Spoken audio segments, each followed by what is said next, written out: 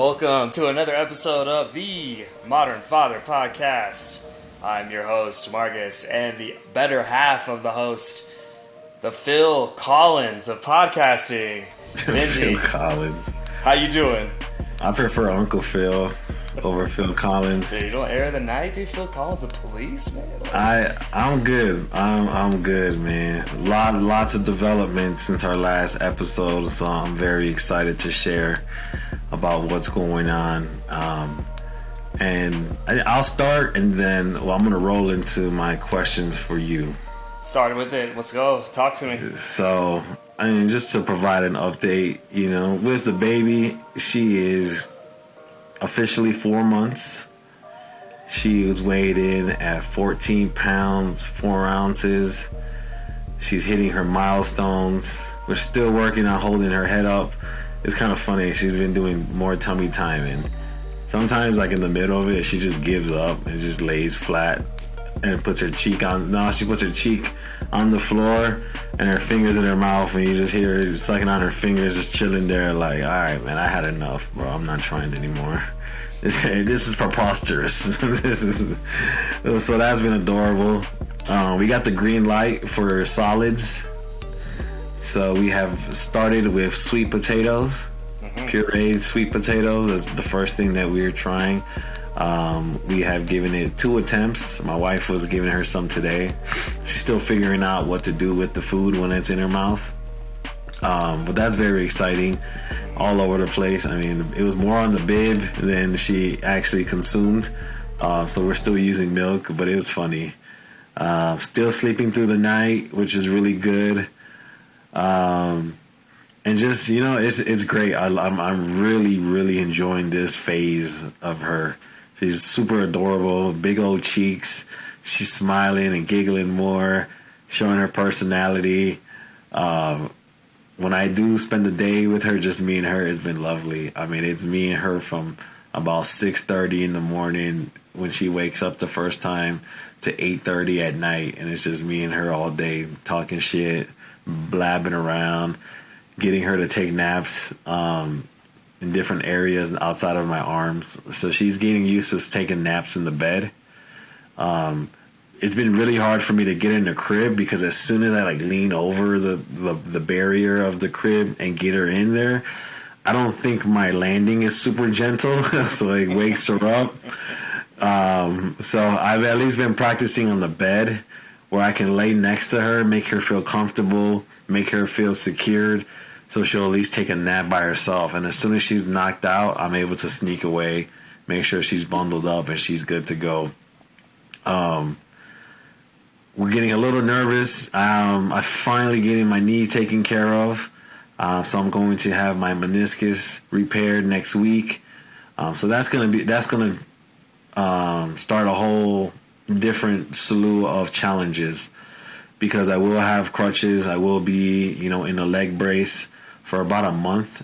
So the way they explained it to me is there's 2 options. They either repair it or they snip the torn ligaments of the meniscus. So if they repair it, which is what they're hoping to do because of my age and just kind of the activity I like to get into, that process is longer to heal from, and I have to keep off the weight off my right knee for a month. So that will present some challenges when I'm trying to carry her and help out. If we go down the route of just snipping where the tears are and kind of making making the muscle flat and smooth, I'll probably be walking fairly normal within a week or 2.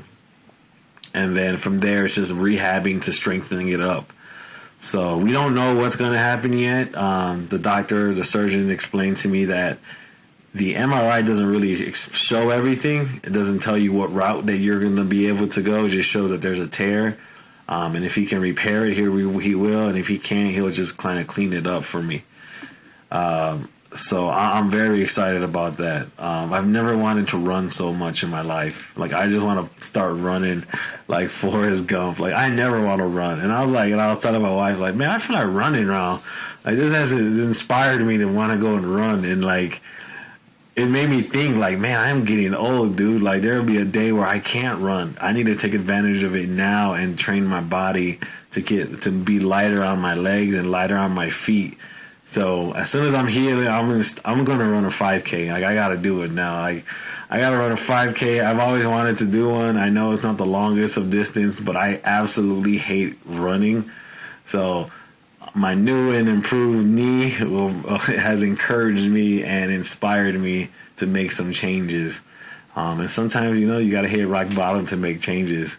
And I can't imagine folks who have like far more severe injuries, like an Achilles or ACL, or you don't even have a leg. Like I feel like I can't imagine how that is. And I just have a tearing of my meniscus, which doesn't seem as serious. It is intrusive, but not as serious as other injuries. But just this alone has taught me, like, hey man, you need to focus on your legs, make sure you're healthy, and start running. So I'm very excited to get my Forrest Gump on. I wish Zion Williamson had your same tenacity right now, because like he would be like the man, because he needs to do all the stuff that you're his about. legs are they're shot, and right. A lot of it too is the weight he's carrying, and that's why my surgeon was like, you're a bigger guy. He's like, you're not a small, skinny guy. You're putting a lot of pressure on your knee. So now with that tear, all the pressure is going to that one spot consistently. So yeah, imagine Zion. He's bigger than me. He weighs more than me. Much more mass he's carrying, and he's jumping, far more athletic, putting more pressure on.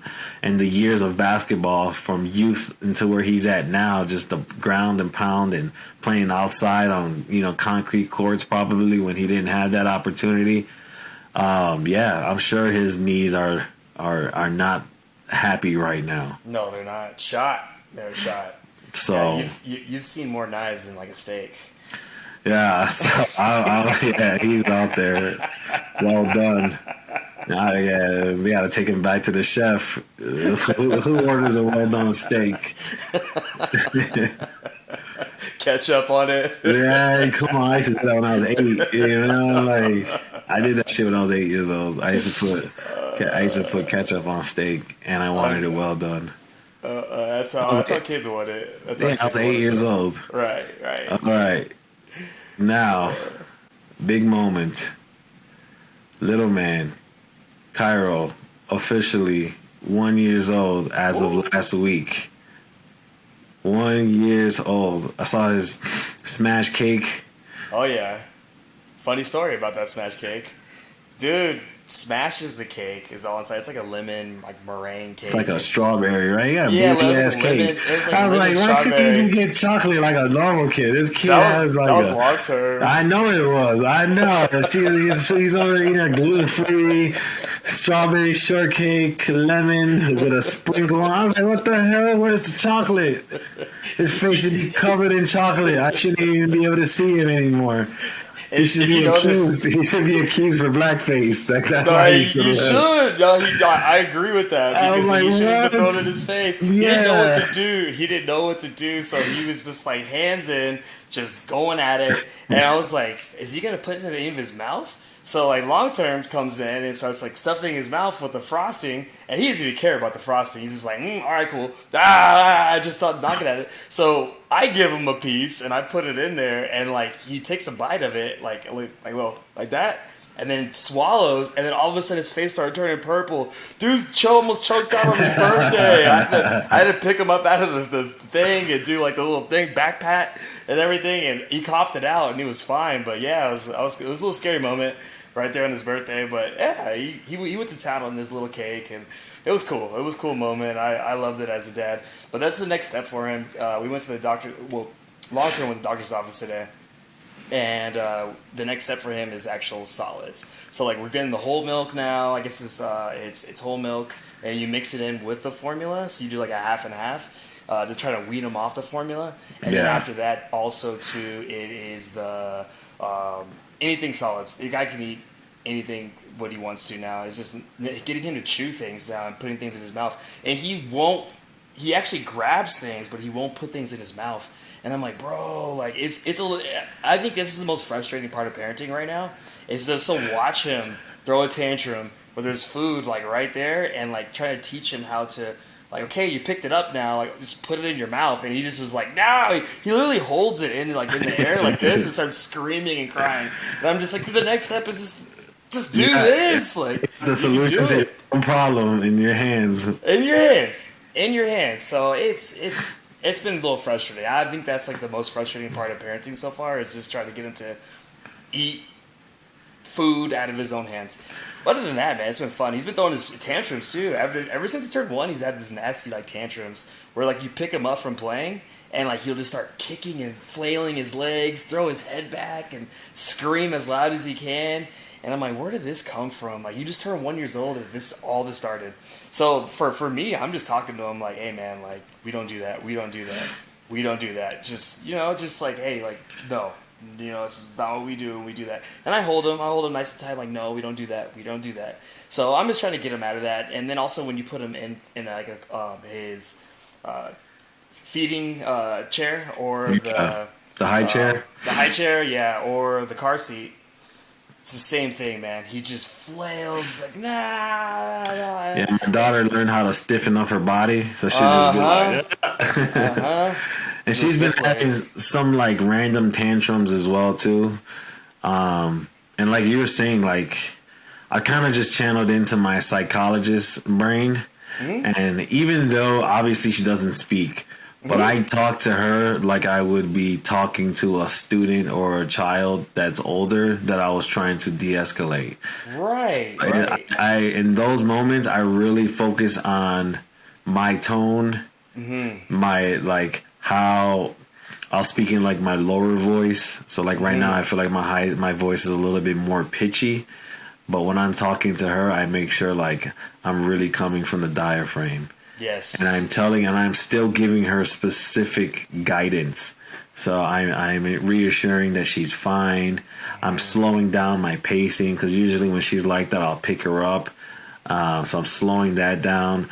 I'm talking in a low voice, close to her, holding her close to me, or I'll put my hand like right over her heart, and sometimes I can feel like it's beating really fast, so she's inside escalated, and just I avoid shushing. Shushing does not do anything. Doesn't do anything. Yeah. And I'm finding that to work, and just. I guess the moral of that story is make sure you are checking your own emotions. It's very easy to get caught up and then you escalate with your kid, and then that's just not helping because you start to panic and you want to like do all these extra things like make funny noises or faces to distract them. Just give them the time and space to have their tantrum, but be there to soothe as it goes. And then I found far more success in getting it through, and then she's just able to get over her moment, and then it's bonding, right? It's still a relationship building. I was there for her in her perception of a tough moment, given how her body was responding. I was calm, I was there, I was reassuring. It continues to build that bond. Exactly. Body language. I think your body language, if it's showing that you're calm in that situation and you're not being overly emotional, like you said, it is very important to them calming down. And it's just that calming and holding them nice and tight. And let's move on to the next thing. And that's how we're transitioning. And I always let them know, we'll be back. We'll be back. We'll be back. I say it multiple times. We'll be back. We'll be back. We'll be back. And he knows we're coming back. We have to do the things that we need to do first for us to get there. And I think over time he'll start to recognize that's not going anywhere. It's our living room. It's not going nowhere. Correct. And we're just modeling. Not everything is a emergency. So right now you think it's an emergency because for you it's probably a new experience or a new feeling that you're having as a baby, right? You're still new to this world, right? Your son is 1 year old, but the world's still new to him. He's still navigating emotions. He's still navigating how to respond. He's still navigating how to get your attention in an appropriate way. And maybe that could be part of that like those tantrums you're seeing. Is just another way of getting your attention. So then once I started picking up on that, or like her cries, now, and I know we've talked about this early on of like being able to distinguish the cries. I can tell now when she's bullshitting with her cry and she's just trying to get attention. And she'll fake cry, but there's no tears coming out, and the pitch is different than when she's actually in distress. So when she does this fake you should see this dramatic novella cry like she's about to get an Emmy or some shit. And I'll just look at her and like I'll stand close to her, but I won't pick her up. And I'll just look at her and she's looking at me and she's just like, and I'm just like, are you done? Are you done yet? You don't need to do that. I'm right here. And she's just still going. And then, like, if the TV's on, she'll finally get distracted and she'll see something on TV and then she'll start watching TV. I was like, you see, there's nothing wrong with you. You're just making noise to be heard. So parents, my daughter's only 4 months. So by now, you should really start to at least pick up one of her or one of your, whatever type of child you have. You should be able to distinguish at least one of their cries. And this was a big one where I'm like, you're faking it. There's nothing wrong with you. You're trying to get attention, but that's not how you get attention. So I know you want me to pick you up. I'm going to wait until you stop doing that. Then I will pick you up. But if you're going to keep doing that, I'll sit here and look at you. Yep. And it's just hilarious. Like you'll hear it die out. It's just like a car trying to start. It's like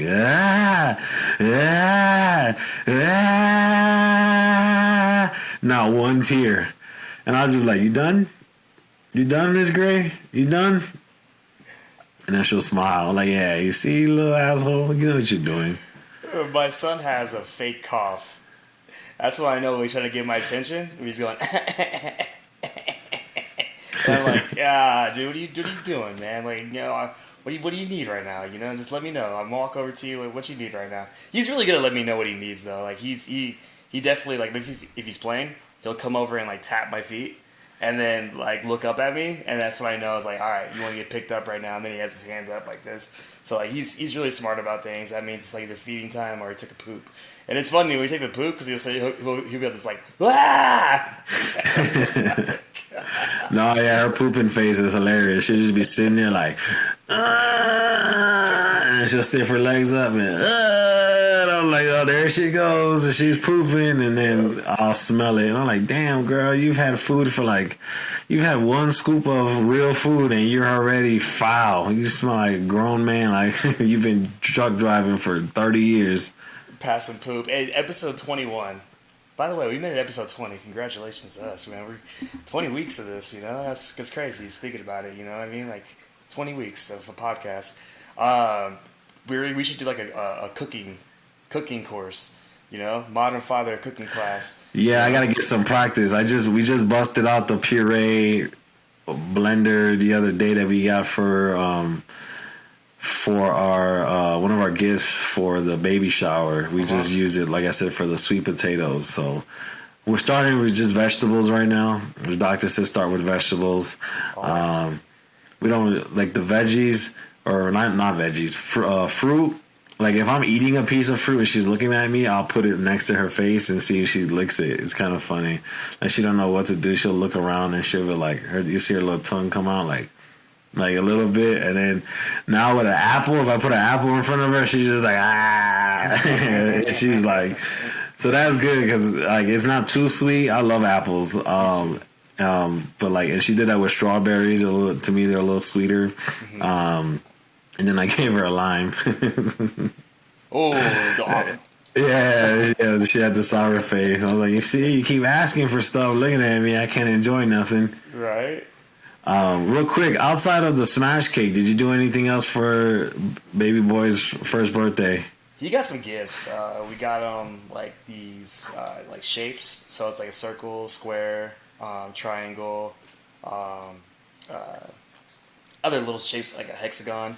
And they have holes per each side. So like instead of putting them on like the right sticks that they're going to, he just picks them up and just walks around with them. And if you take them out of his hands, he gets really frustrated. So that's one thing. And then you got like a bunch of like wooden blocks that he can build with, but that's like kind of be a little older. You got my mom got him a lawnmower that blows bubbles. Okay. And we haven't whipped that one out yet because he's standing, but it's assisted, but it's not heavy enough to where it can support him. Yeah, he'll So, flip back. yeah, exactly. And what else did he get? Oh, a bucket is like a, like one of those Chinese dolls that have like the little small doll, and then it fits in like the other doll, fits in the other doll, like big to small, large to big, whatever. We got the buckets, and then it has like little shapes in there, and then he takes the shapes and he bangs it up against our TV. So we gotta do something about our TV. We gotta do something about that. We gotta find a way. I think it's like this huge thing that Long Term wants to do, and I'm kind of agreeing with her now on it, where she wants to take like our TV has like there's like a TV stand like it's built in into our. Yeah, we were actually going to use that now, but we got to figure out a way to do that. It's just going to take a lot of thinking, and that's kind of frustrating to think about it, all the stuff that we have going on. But yeah, man, it's going to be fun. It's going to be fun, though. He had a great time on his birthday. I think number 2 is going to be much better because 2, he's going to have more Wernthal of like life, and he's going to be more observant of things. And like possibly he's not gonna be talking, but he's gonna be more blabber and he's more hands on and stuff. So I think 2 is gonna be a lot more better. But one was like for us, and it's like we made it. We made it this far. He's doing well. He's healthy. Dude's 19 pounds. He's a skinny baby. He's a little skinny, little. Damn, my baby's catching up already. Yeah, no. I was like, he said 14 pounds. I was like, dang, he didn't reach 14 until he was like almost 6. I think it's like 6, 7 months. Yeah, she's healthy. Yeah, 14 and a half. He's just a skinny dude. He's definitely got like me and like my dad's genes, because me and my dad like grew up like super skinny, and we could eat practically anything we want to and like not gain an ounce of weight. Now I'm feeling it now. I weighed myself, bro. I'm almost 200 pounds, bro. I'm almost 200 pounds. Like I was 198. I couldn't believe it. I've never been weighed this much before in my life. And like that's the thing, not a lot of it's like extra fat. I'm just thick right now. Like the older you get, the harder it is. So fathers out there, you better start getting it in before it's too late. Let me ask. Like Benji said earlier, like hey, when you can't run, you're gonna want to run. So go out there and start doing it now before it's too late. Absolutely, yeah. I gotta start running. I feel thicker since I messed my knee up. That slowed me down and slowed my steps down and my ability to like really work out. So I'm starting to feel a little hefty myself. So I can't wait to get on this road to recovery so I can go back to kind of pushing myself more and doing more cardio and more like weight loss, because I feel heavy. Like my legs feel heavy and I don't like that. But I was going to ask, now that, your son is 1 year old, like, did you guys have a moment? Like, I don't know, did you in your long term, like, sit there and be like, wow, like, we got a 1 year old? Or did you have any moments to yourself where you're just like, when you like sat back and, I don't know, maybe it was quiet and you're like, damn, I have a 1 year old child right now. And like, think about like, imagine like, you watched him come out a year ago and now, he was a little thing to like this whole moving young human who has a personality, who's smiling, who grew teeth, like all this change in 1 year is rapid. Like, did you have any of that, or did you feel anything about it, or it was just?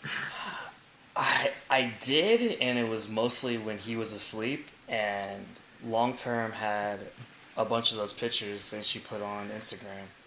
And it was, when he was like a little one, and then like him progressing. And then I was like, man, let me look at, like my photo album. So I checked out my photo album, and man, it's nuts, man. It's nuts how they just grow. And then not just like physically, but mentally on like where he's been. Because like now he's like standing up on things, and he's starting the process of walking. And today he almost stood up unassisted today. He almost got it. Like he rose up a little bit and then just, fell down. So I think we're going to see more of that. But man, overall, like from a looking back at this last year, especially with like being here in Vegas instead of Denver, it's been like a crazy journey mentally. And I think it's been more mentally taxing than definitely more physically taxing. But I think it's just more of, wow, like I can't believe we've come this far. I mean, from long term, like advancing, like to her career to the point where she's like, you know, like almost a capo dom, and then like the motherhood that she's been doing at the same time, you know, giving me freedom to do this podcast. It's dope, you know, like she's come a long way as like a mom, and then you guys moved yeah, we moved, you know, like all in the same breath, you know. How I think, okay, I'm gonna relate the relationship of Cairo is, so the cats have even recognized him as a human being now, to the point where like they're coming up to him and like engaging with him. But then when he tries to engage with them, since he doesn't like have any regulation, they get scared and run away. But before, when he was just like a little amoeba, I used to call him like little amoeba, they would never want to engage with him. They wanted to stay like far away from him. When he was crying, when he was laughing, whatever mood he was in, they wanted to be far away from him as possible. Now they want to be around him, associate with him, and now he's like more recognized as part of the family. And that to me was like, wow, like even the cats have come a long way with this kid. He's amazing, man. Like I wouldn't trade this kind of fatherhood for anything in the world. And like they say, when you look back at your life, like, you know, would you trade anything? And like there's a lot of stuff that went on in my life to where, man, like I was, you know, dead broke, you know, eating bologna and cheese sandwiches, you know, to now having, you know, a nice roof over our head, a family. Right at this point, I wouldn't trade nothing, man. It's been, the journey's been amazing, and like you take all those losses to get all those wins. Nothing just happens overnight. Technical difficulties. All right. So this is my camera, by the way, guys. If you guys ever want to know, I get this clear, crisp 4K features. I got a Sony ZV-E10. Yeah, it's 4K, beautiful. And I got the 16-inch lens on it. Got the casing on it. It's beautiful. So, enough about my lovely camera that just went out. But you guys won't even know because we're going to edit it out. Kim K talks about her struggles of being a single mother. How she cries herself to sleep. How it's hard to manage all 4 of the kids. Do you feel sorry for her right now? And did you see that video, by the way? I did see the video. It's really hard for me to feel sorry for someone who has access to so much resources. So I don't believe she is the same single mother of, you know, a kid across the street from where I live right now who truly does not have anyone. Now, does she have the person that she would love to have there? Probably not, right? If she's not with Kanye and they're kind of toxic right now with one another, I'm sure that can be emotionally draining, and I don't want to diminish that, because I think the surface level, the kind of lay answer is, oh, I don't care, she got all the money and she can do all that. Money doesn't buy everything. Right, so you have to. You got to respect the emotional toll that it could take. Right, like I have my kids here. My kid's father and I don't get along. He says some pretty harsh things in the world about her. They go back and forth. Anything that you say or they do becomes publicized. Their kids are old enough to where it might have an impact on them on a regular basis. But with all that being said, I'm sure she has nanny support. She probably has a team of nannies that help her. You know, I don't know about this whole crying in her sleep thing. Who knows? I would hope that she's not lying about that. I just think I do get a little frustrated when rich people pull that single mom thing. Because I know a lot of single mothers, and I mean truly single mothers, no support from the father at all. I would say at minimum, I don't know how much time he spends with his kids now or if he is allowed to, but there's money coming in to at least help get by and take care and maintain a lifestyle that was introduced to these children when they were born. I don't like. It really rubs me the wrong way when people with all the resources and the financial, freedom sit here and use this umbrella term of single mothers when in reality, yes, maybe you are a single mother, but you're a single mother with $200 million and access to all the physical support that you can get in order to make sure your kids' day-to-day lives are taken care of. You're able to still move about the country and take care of your business and go on trips and do all these lavish things. I find it a tad bit disrespectful to single mothers out there who are not in that same situation, who are really grinding and figuring things out primarily by themselves. And they have a deadbeat father, that's not in the picture, who's choosing not to be there, or maybe that father passed away and he can't be there, whatever the reason is. That bothers me. That truly does bother me, because I have some friends who are single mothers and they're badasses, and they don't sit there and cry about it. They do something about it, and they don't have what she has. So she needs to put her big girl panties on and fucking do the damn thing and stop looking for empathy from folks who are not in the same situation as you. Definition of a single mother, is that more of you are a mother who is either divorced or out of a relationship with the father, but you have physical custody of the kids? Is that what we're calling a single mother? I'm looking it up right now. All right, oh yeah, you can ask Webster. And we don't actually Cortana. A mother. So a mother who does not have a husband or partner. Mm-hmm. That's it. That's it. So, so then, would you call a father who is also single? Would they call them single fathers? I guess so. It doesn't specify support, so I think they're looking more at marital status or still being in a relationship with that person that you had the child with. Mm-hmm. So I think that's what they're referring more to when they look at single father, single mothers. Yeah. Okay. Because the reason why I asked that is, it's more. Okay, I'm gonna say this without getting you fired, because this is gonna be, we're probably gonna argue about this right now. First of all, Kim K, I don't understand the point that she is trying to make right now, because I get it that she's tired and everything, but at the same time, you kicked Kanye out the house. And then when Kanye tried to move closer to you and to become a better father and be there more full-time, that you wanted nothing to do with him, even around the kids.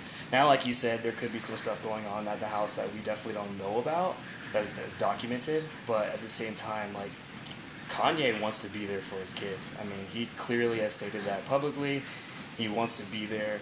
So you chose to take him to court and take $200,000 a month from him, instead of for him to, hey, you're living next door, why don't you come over and help me out with this right here? She chose that life. So I'm not, all the tears and everything, I'm not down for that, because you wanted to keep that man away from his kids for $200,000 a month. So that to me is dude, your tears can miss me with that. Go put them in some tissue box somewhere else, because I'm not listening to that one. The next thing is, for a lot of single motherhood, I think a lot of that stems from you don't want to deal with the man in your life anymore. And and my thing is with Kim K's situation is, you knew Kanye was crazy. You what they always say, the job was dangerous before you took it. Like, so Snoop's line was, I always say, the job was dangerous before you took it. Like, Kanye had some issues. I mean, Kanye was already talking about how, like, President Bush didn't support black people. Like, he was already talking crazy. Like, he was talking way crazy before you had kids with him. But then you decided to have kids with that man. And then turn around and be like, whoa, hey, like, he's insane. He's crazy. Yeah, he's crazy. So now I'm going to put him on child support and take away his kids. So that to me is, see, and also too, like, this is, for her to even put this out there, I think this more of it empowered a lot of women that are in their situation. It's like, yes, queen, like, this is how it's supposed to be, when it's like, you should be trying to work something out with the fathers of your children, and also trying to make sure that it's easy as possible for the father and children to be in your life, despite the relationship that you have with the father of your child. If that man did you dirty, like, say for instance, like, he went off and he cheated, or he, I mean, like, if he was abusive and stuff like that, he shouldn't be even close to your kids. You know what I mean? But I think the term, like, verbal abuse and, he's verbal abusive, if you go to every family court hearing, that term is getting thrown around left and right like it's the thing to do. It's a rite of passage to be saying somebody's verbal abusive in family court. I mean, like, when I sat up there and I heard multiple case after case after case after case, every dude up there was verbally abusive. And it's a ploy that you're able to get more custody of your children. So I think it's in the best interest of the kids that you do something to work it out with your father of your children, or expect those long nights, expect those hardships. I couldn't imagine doing this by myself, and I'm with Cairo, I was 8 hours a day, and then it's sometimes on the weekends longer than that if I want to give long-term a break. And you're in there, 3 days a week, for all day, and you know how hard it is. Like, imagine having multiple kids. Imagine having lack of resources. Imagine having the things that she doesn't have, and then for her to come up there and just say that. And then, so then now you have a bunch of women going like, oh, if it's hard for Kim K, it's definitely hard for me. F these men. We don't need these men. We can do this all by ourselves. And it's sad because now a lot of fathers are getting kicked out of the household for $300 to, $5,000 a month for child support. And that's where all your dads have been. When you said earlier, it's like, oh, where all these dads gone? Their dads are getting kicked out of the house because they're getting exchanged for state funds. And that to me is super sad. Yeah, I mean, I don't really find much to disagree on. It's just frustrating when I hear somebody who has all those resources who can do something. And like I said, I don't follow celebrities like that. I do remember Kanye trying to live next door, but they kind of pinned it on him trying to stalk Pete Davidson, or, and kind of throw a wrench in their relationship, which could be true too. I mean, but like you said, the bigger point is you knew who you got in bed with. I mean, Kanye has been saying outlandish shit, and I wouldn't say outlandish, but he's always just kind of, what is it, like he was beat to his own drum for a long time before the children. I really don't. I guess I don't have empathy for her when I know you have the resources to fix it. Mm-hmm. So unless you tell me that this dude's abusive to the children and he's doing crazy shit to the kids, but he should have an opportunity to be with them. They'll probably actually help him out. Right? It's probably his best version of him is probably he saves that only for his kids. Mm-hmm. So, I hope they figure something out for the sake of the children. And I saw something else where she said that his antics are going to cause more damage to the children than her sex tape. And I'm like, it's a stretch. I think, okay, I'm gonna say this. I'm gonna say this from a modern day perspective, because back in the day, I think it's true, because back in the day, like, that was kind of a shameful act. I mean, like at Hulk Hogan. I mean, I was watching that little documentary thing on Hulk Hogan, and look what that did to a sex tape did to his career. I mean, as a male, it just it drug him through the rug, and he had a clean slate. He was like, the head of wrestling. That guy was the man. That sex tape came out, and it was like, whoa, dude, Hulk Hogan's out there doing that. He's like, wow. So you looked at him in a totally different light. I think nowadays, dude, sex. Everybody has an OnlyFans account. Like everybody has one. So like, I think it's not as taboo as it used to be. So, but then if you're out here talking about the LGBTQ community and you're talking about Jews about a certain group of people, that right there is they're putting stops to that like right away, and those look a lot worse than the modern woman going out there, showing their stuff all over the internet for them to see. That's nothing nowadays. So I think what Kanye did recently is definitely hurtful, but at the same time, I think there was a big overreaction to it. I think we should have let things simmer and calm down, and then also ask the questions of like, why is Kanye saying these things? Like why is he going about here talking those outlandish things, and then getting to the bottom and root cause of it. And then Adidas should have waited, because now like, their stock is going to the tank. Now they're not selling Yeezys. What else was a brand deal that was with him? Kanye had a bunch of stuff going on. Gap, yeah, look at Gap. Like they're hurting now too. They all should have waited and been like, all right, like we're gonna talk to Kanye and put out statements like, hey, like whatever Kanye's saying right now, we don't endorse. We're having conversations with him and his team right now about what is appropriate language when you're representing our companies. But to straight get rid of this guy for people who don't even buy his products, that's the thing. Because the people who are saying things don't even have Yeezys. You know what I mean? Like, I know for a fact that the people who were saying things right now do not shop at Gap. And so they basically lost all those customers because of outside people. Instead of letting that dude, hey, give him some time, let's let him heal. We have people that are working with him right now. That's how they should approach it, instead of dropping him for all that stuff. Yeah. I don't know, man. This one's, like I said, this is tricky, man. It's like I feel for single mothers 100%, but she's kind of in her own different stratosphere. And like I said, there are a bunch of women out there who are like, yeah, you should be like that, and woo, I'm gonna do this. Like, you are not Kim Kardashian, and your baby daddy is not Kanye West. Like, come on, man. Like, if anything, a kid like an everyday kid needs their father probably a lot more than this rich ass kid.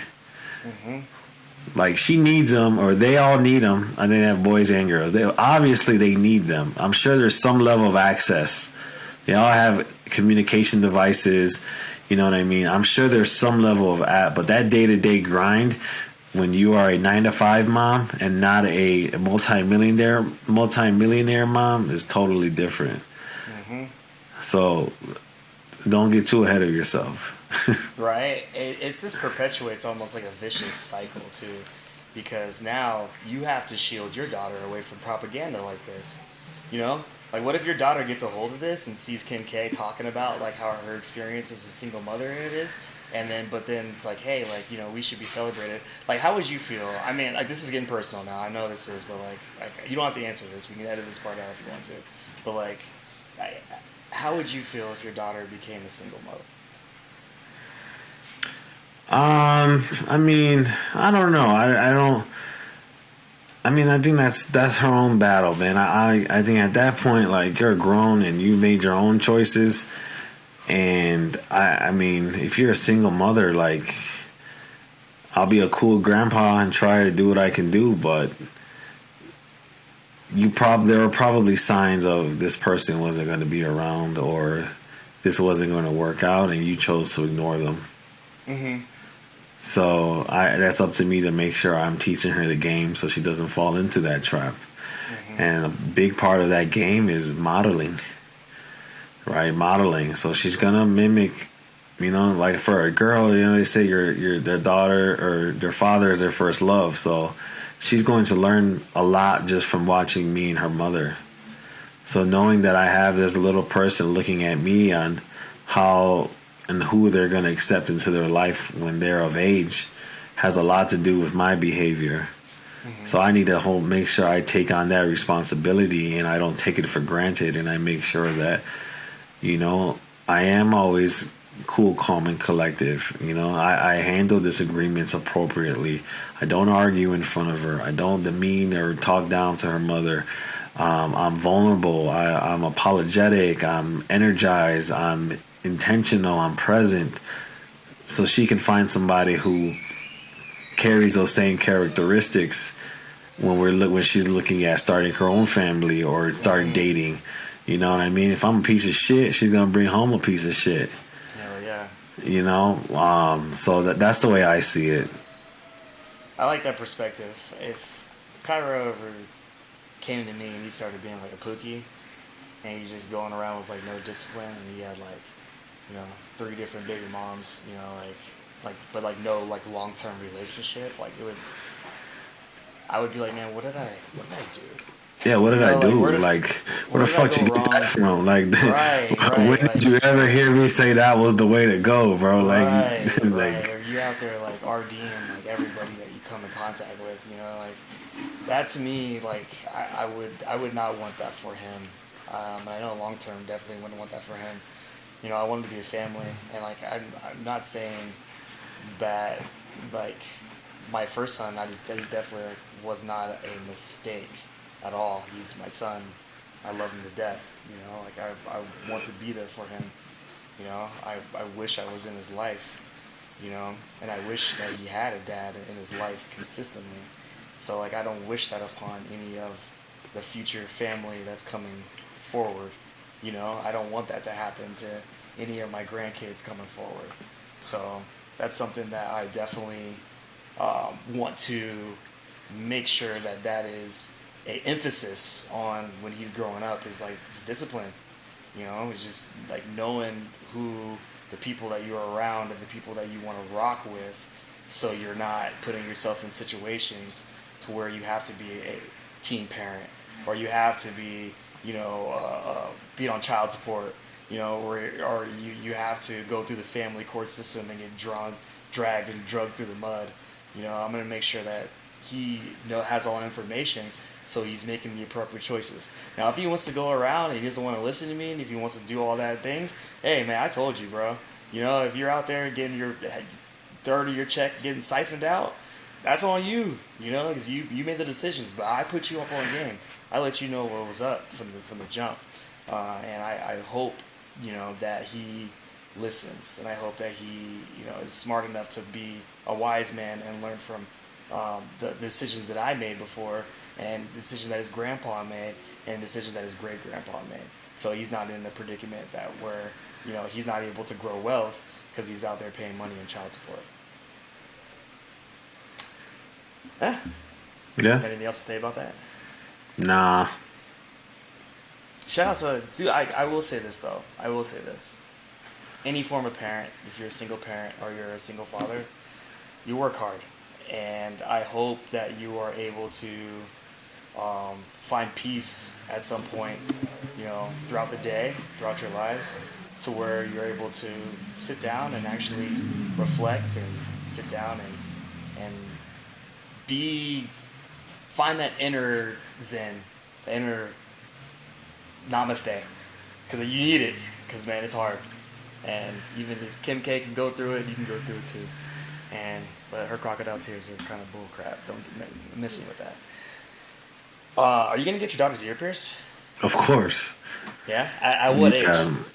Soon. Mm-hmm. Probably within the next month. Hmm. So yeah, I know technically when we looked into it, it was like at least 3 months. But we'll probably do it in June. Mm-hmm. So I'm thinking this next upcoming month we'll get her ears pierced finally. Grandpa's getting her some earrings. So. What kind of earrings are you gonna get her? Diamonds, what you think? Well, I know, but I mean diamonds. Diamond like, studs. Like the studs? Okay. Yeah, diamonds. Okay. No, yeah, nothing hanging because I don't need her to pull and rip off a piece of her ear. No, she'll get some diamond studs, some little baby diamond studs, maybe like a quarter carat or something like that. Nothing too crazy, but I wanted to bling in the light. There you go. You know, so yeah, definitely, dude. Like I'm excited for her to get pierced. I know she'll probably cry a little bit, freak out, but it's better getting him down when she's younger and then when she's a little older. So no, we're excited. I thinking, like I said, probably the next few weeks she will have her ears pierced finally. Little story time with You're gonna Marcus. pierce? Are you down to get? What age is it okay for Cairo to get an ear pierced if he asked you? Ah, man, I don't care. I don't care. Do you think long term cares? I gotta ask her. That's the thing too. I think she. Hey, long term. Let's go. Long term. Hey, what age do you want Cairo to get his ears pierced? To get his ears pierced. I'm having trouble thinking that he'll want to do that. Is this for Ben's daughter? No, for Cairo. Like, how old do you? Tyra will never want to get his ears. Okay, so she's not even thinking. That's not even on her radar right now. I think he'll probably come up, like he'll have that stage when he's like around his friends, and like, or he'll see like his favorite like rapper or something, or I don't know. I'm gonna steer him clear from rap, but his favorite, basketball player, football player, or something will rock up, soccer player, be like have his ears pierced. He's like, oh, Daddy, I want those. So we'll have a discussion about it. I don't see like why not. Let's like if he's in wrestling or something like that, I don't want him to get his ears pierced. He's gonna have that cauliflower ear. If he's not wearing the earmuffs and stuff. So, if he's doing anything like grappling, I don't want him to have his ears pierced. But if he's into that kind of stuff, it's cool. Have your ears pierced.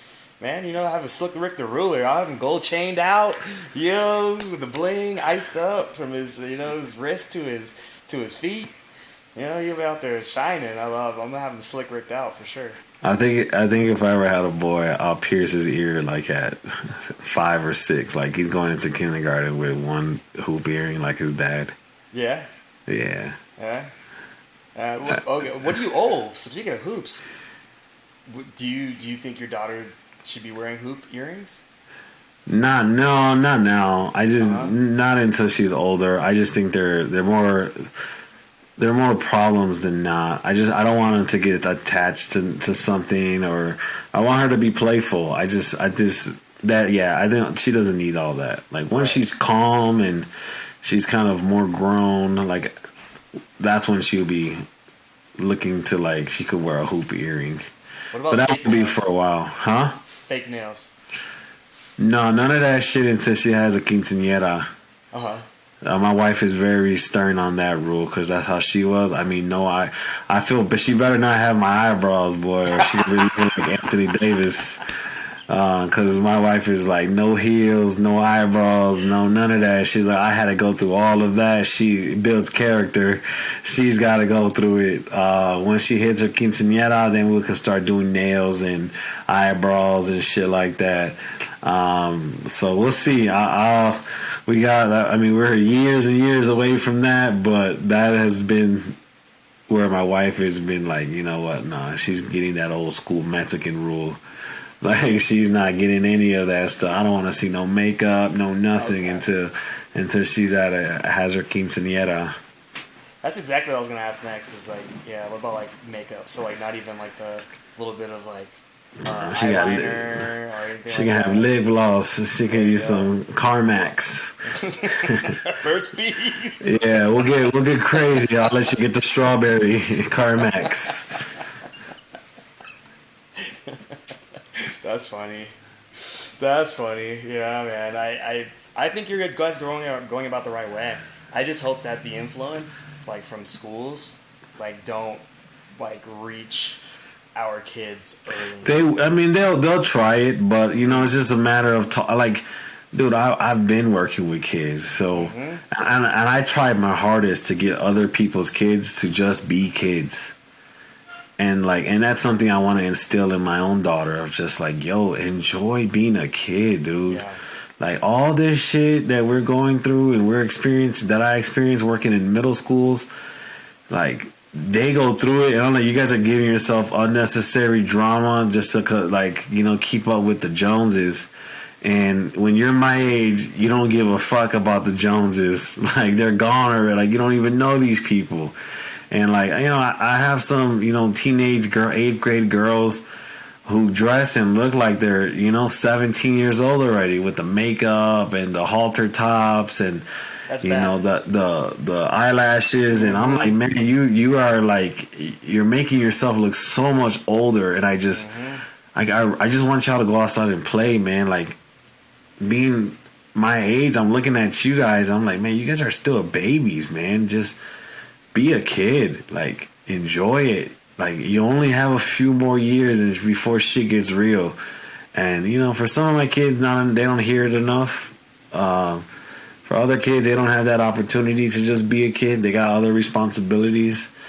You know, there's a mixture of things of that contribute to them making these choices. But I see a lot of young girls, man, out here, and I'm just like, yo, I would never let my daughter do that. And it's the social pressures, man. It's deep because they'll make fun of you for. I don't give a fuck. I'll make fun of you. I'm gonna make fun of you for trying to be like somebody else. I'm far more brutal than a 12-year-old. I will hit you where it hurts. And like, my kids are gonna know that. Like, we're not doing that, and that's again my responsibility, or my wife's responsibility, to make sure she understands that, you know, that self-satisfaction and self-esteem is how you feel. Like Cat Williams said, self-esteem, how you feel about your motherfucking self. You know what I mean? That's about you. Don't let other people influence you. And if they got something negative to say, more than likely there's something negative happening with them, because people who feel good about themselves do not go out of their way to make other people feel bad. Because they're too focused on feeling good about themselves. And I preach that to my kids all the time. Just like I let them know and remind them that if you feel good, you don't go out of your way to make someone else feel terrible. Yeah, that's the hardest part right now, is this navigating, and I see this with parents all the time too, is them trying to navigate social pressures that they're getting from school, they're getting from their peers. Yeah, we've all done it. Yeah, well, of course. I mean, we've had it. We had our trends, you know what I mean? It's just different now because their trends aren't local no more. Their trends are national. Yeah, they're national. You know, it's they're look at your phone and then you have a trend right there. Boom, it's just that quick.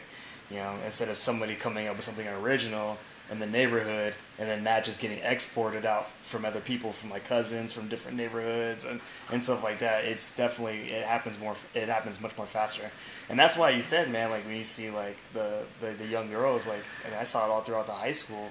Yeah. Like, oh my goodness gracious, like, no, don't do that. Like, it's just not the way, you know, and you can't talk to them about that. And I'll talk to the dudes, because there would be some dudes that are out there, you know, like doing like, you know, stupid stuff too. And it's like, oh, well, that's the trend, you know, Mr. G, that's what's going to happen in the hood.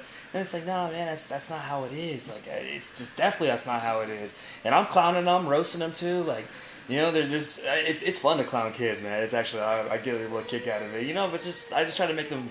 I want to build them up, you know. And it's sometimes for like for young men, it's like building them up. Sometimes it's tearing them down, you know, joking wise and stuff. You know, I'm not like, you know, heavy handed with it, but like at the same time, I'm messing with it. I'm poking fun with them, and it's part of building that relationship.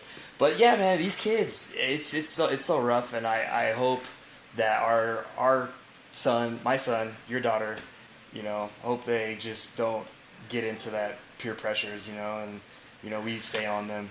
I mean, they will, 24/7. and it's just up to us to help them navigate it. It's going to happen. Exactly. So, like, I mean, just saying that you hope it's not going to happen, it is going to happen. It's just a matter of and just understanding that it will happen. It's normal.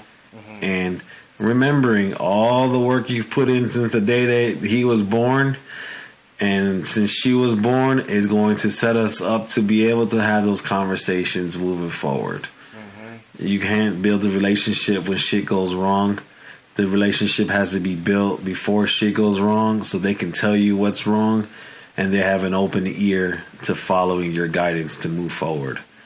Some people wait far too long, and then they want to start getting close to their kid when they're already in 8th grade, and they've already made all these terrible choices, and like it's not, I wouldn't say too late, but you're starting in the negative. Mm-hmm. You know what I mean? And you're gonna have to eat some of their bad decisions for a moment and stick it out with them in order to get that buy-in on that level. But if you start early, man, I've seen it. I've seen parents who are wonderful, and they've taken every opportunity, every milestone to make sure that they are connecting with their kid on a regular basis, and it's helped them have these tougher conversations when stuff comes up and have open discussion. I've seen my sister do it. I would say she's been someone like I see her do it all the time, and I see the relationship she's developed with her 3 daughters, and how open they are to one another, and how they're able to communicate and express their feelings and their thoughts and what they're going through and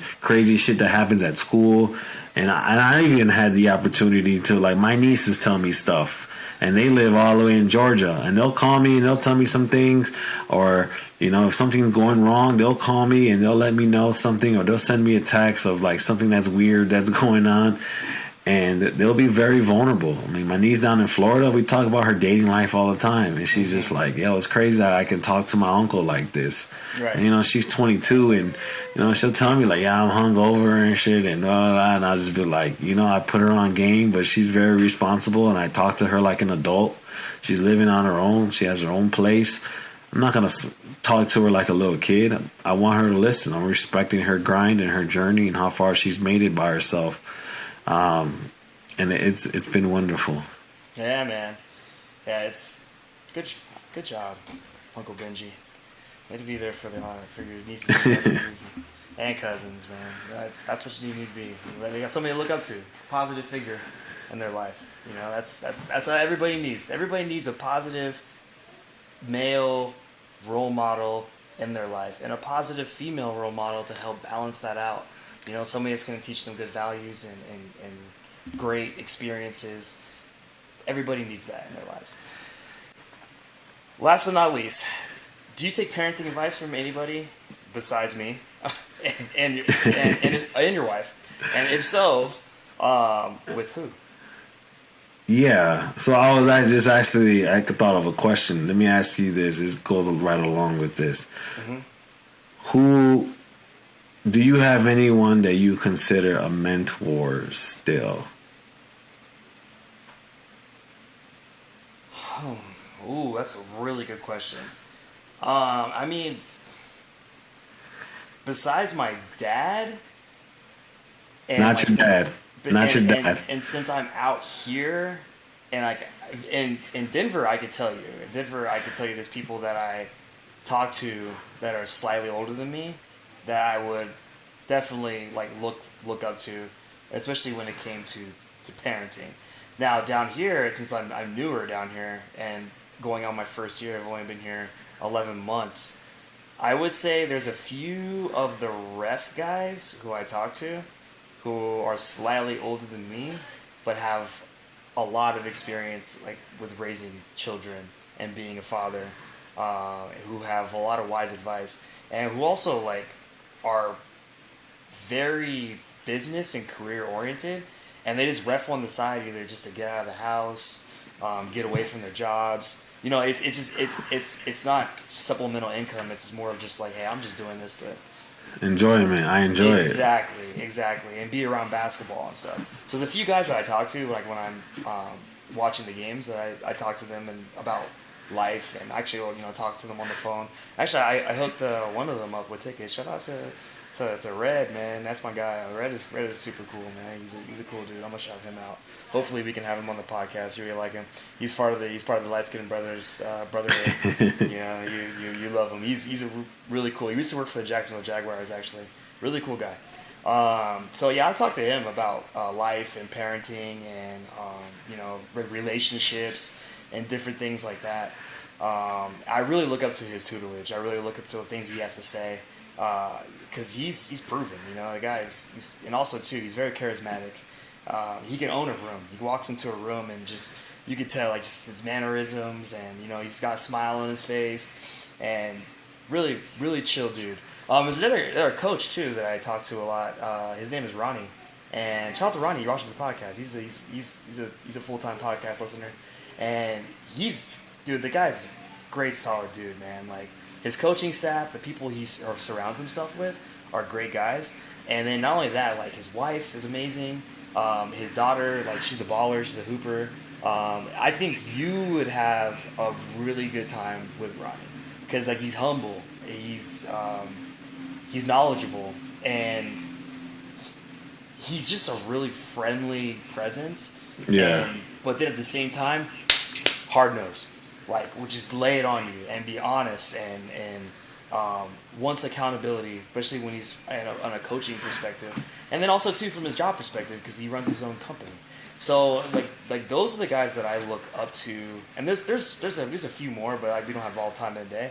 But those are the few guys that I definitely look up to from a male role model perspective almost at 40. What about you? Okay.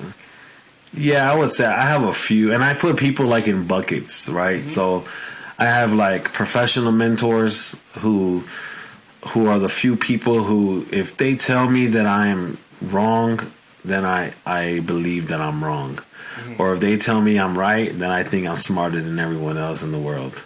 And I really hold their opinion at a high level. When it comes to parenting and fatherhood, I definitely have a few of those as well. One big one is my brother-in-law, so my sister's husband. He's wonderful. I mean, I've seen this guy. I've known him since I was, I think I was 16, maybe 17 years old. I can't remember when my sister and him got married, but I mean, I was still in high school, and my sister already had a kid. And he's taken in my niece as his own. She has her father, and the cool thing is like her father and my sister's husband get along. Cool. They never. Cool. It was really weird for me at first. I was like, yo, y'all just cool like that. And he's like, like I'm not trying to take over his spot. I'm just adding to it. Mm-hmm. You know what I mean? Like I respect boundaries, and I'm not trying to take her away from her father. I'm just a bonus. And then my sister and him having 3 of their own children. Mm-hmm. So seeing like the sacrifice that he's put in, he doesn't think about himself first. He's worked his ass off, and he's allowed and put my sister in a position where she hasn't had to have a full-time job ever. You know what I mean? He's bust his ass, does whatever he can do. He's always thinking about his kids. He's a very fun dad, man. Like, he goes on road trips, and he makes sure my nieces were seeing the country, and if they couldn't afford to fly, he was driving his old beat up ass minivan 2,000 miles. No complaints. You know what I mean? Like, and I really have a lot of respect for him for what he's done for my sister and my nieces. It's very admirable. And making the most out of every situation. Like they love their dad, and it's beautiful to see. Mm-hmm. I got my homie Rob back home. He has 3 daughters, and I've known Rob. Rob has known me since I was 5 years old. So he's seen me grow up and go through all my phases in life. And I still see him. He's actually at the wedding too. Big white bald guy. He's dancing and shit, turned up off the hand. Oh, okay. Shout out to my big bro Rob. Right. I mean, he's another one, man. Sacrifice, does everything for his family. I've seen his daughters grow up. I've seen his oldest daughter since she was a baby. Like, I know she's college graduate, got married. He has another one going to college at Marquette. Another one playing sports in high school. They've all been varsity athletes. I've seen him, have open conversations and, be big Papa Bear for his daughters, hold his wife down, have a good relationship with his wife. They've been together forever. So like that's someone else I kind of admire, like in that sense of fatherhood and family matter and, taking care of that. Out here in Denver, I got my Dr. Steve, I coached with him, and I coached his daughter, and and he's a very he's a very positive person to be around. You know, to see Extremely. another. You know, he's a Latino male doctor, very successful. Kids are successful. I actually just went to his daughter's graduation party last Oh, week. that's what's up. You know, Man, she's going. that's so crazy. She's crazy. graduating already? That's Yeah, insane. she's going to college, right? And Yeah. like he's another one that he talks to me, and ever since we've connected when I was a pup out here still figuring out Denver, he's kind of always taken me under his wing. I don't know, he's had like a little liking to him. He's liked the way I work, and his kids speak highly of me when they were my students, so that always was attractive. He's invited me to Thanksgiving when I first moved out here at his house. He's always a good person to talk to. If I really needed someone to speak to, if I was going through something, he'd be a listening ear. He'll text me. He'd text me like, especially right when I had the baby. He was like, how are you doing, Dad? Like, he would just see how I was doing and making sure everything was okay. Those are the big heavy hitters that I can think of. I would say those three that have been the most consistent since I stepped into fatherhood. And then I have a lot of female friends, and my female friends really look out for me as well, man. And they're all mothers, so they'll kind of give me their 2 cents of things I should do and shouldn't do, and But like I grew up mostly with female friends. Like a lot of my cousins are girls. So I was always used to being around girls. So all my friends who are women who have children, they inspire me as well. All right, and they look out for me, and they'll tell me things and give me little pointers, and mostly just checking me and just making sure that I'm handling my business with my wife. That's like their number one thing that they're always asking. How is she doing? How are you helping? You better be helping, or we're gonna beat your ass. Things like that. Like playing like kind of like a big sister role. And I've had some older women that I work with. They always have some 2 cents to throw in. Like I could think of my school counselor right now, and she was just telling me like, the number one thing you need to do is make sure that you are be available, be helpful, and without always asking what can you do. If there's something that you noticeably see, just do it. If the dishes are piling up and you see, and just go in there and do it. Don't ask. Once you start figuring out the daily task that it takes to manage your child, don't always ask. Just step in there and do it, and try to alleviate some of the stress that your wife is experiencing, making sure that like you're checking in with her, especially earlier for like that, postpartum depression, phase. So those they've been very helpful. But as far as like males go, I would say those three have been my top go-to, always reliant, always available, and just always like making sure that I'm handling my business. Yeah, man, it's important to have those people in your life. The one that I locally here that I run into a lot is my neighbor, and she's super helpful with just tips and just applying as all kinds of knowledge. She's amazing. Yeah, man. I mean, outside the family, like I got people back in Denver, of course, but I mean, like my boy Dan, but just Dan, he's really helpful because he has his 2 girls, but then he's a single dad, so. He better not be over there crying like. No. He's dude. No. I want him to come on. I want him to come on because he's got some stories to tell. I met Dan one time, and I think we talked shit for like 5 hours straight that day. Yeah, my boy. That's my quarterback right there. That's my quarterback. We just talked shit. Me and him just talked shit about you for like 5 hours straight. Yeah. It was great. But y'all had a lot to say, But y'all had a lot to say. But hey, I'm Teflon Don. I'm like Donald Trump, man. I'm unfazed by. Yeah, you built like him now with 200-pound ass motherfucker. Hey, still got the 4-pack a little bit though. All right. Guzzling the 6-pack with the 4-pack. Hey, any last words for our lovely podcast? Yeah, last words of the day. We are now we're approaching the halfway mark of 2023. That's crazy. Time is flying. Kids are growing. Goals have either are getting accomplished or you totally forgot about them. Tap in with yourself. Evaluate. I'm going to take the L on what I said. And I'm going to say that there is a lot of people that are intimidated by other women. And not just women with college degrees, but just women in general. Not a lot of guys know how to talk to women. Not a lot of guys know how to interact with women to where it's just like, hey, I could just talk to you and walk away from this conversation and get something out of this conversation. I don't have to get your number. I can just walk away from this conversation and be like, all right, bye. See you later. Not a lot of people could just do that because you'd be all shy. They'll be all weak. They'll be all frail. Oh, hey, hello. They're not washing their ass correctly, so their shit's probably smells like dingleberries, so they lack confidence. So I will take the L for that conversation. You got me on that one. Yeah. So all you intimidated men, so you're gonna walk into this bathroom, and I know you pee sitting down.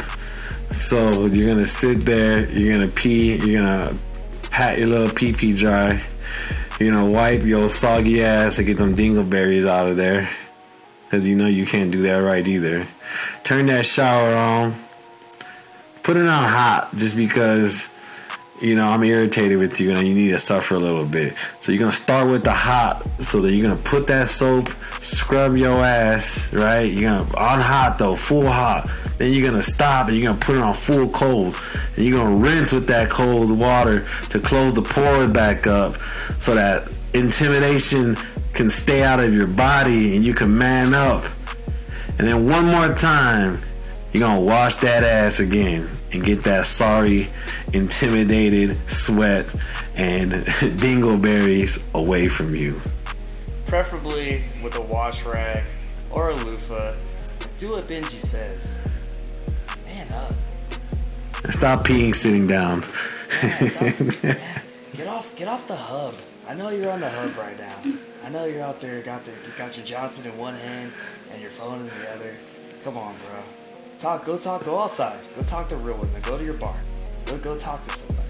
You know what I mean? And while you're talking to somebody, also follow us on anywhere you get your podcast. Make sure you like, subscribe, and comment down below. Because sometimes we could be wrong, sometimes we could be right. We want to hear from you. And also, be confident and have a great Memorial Day weekend. We'll be off while my man's down here, the Phil Collins of Podcasting Benji, is getting surgery. And we'll see you guys in 2 weeks. I'll have some uploads throughout the week, do some shorts. But other than that, take care of yourselves. Peace. Peace.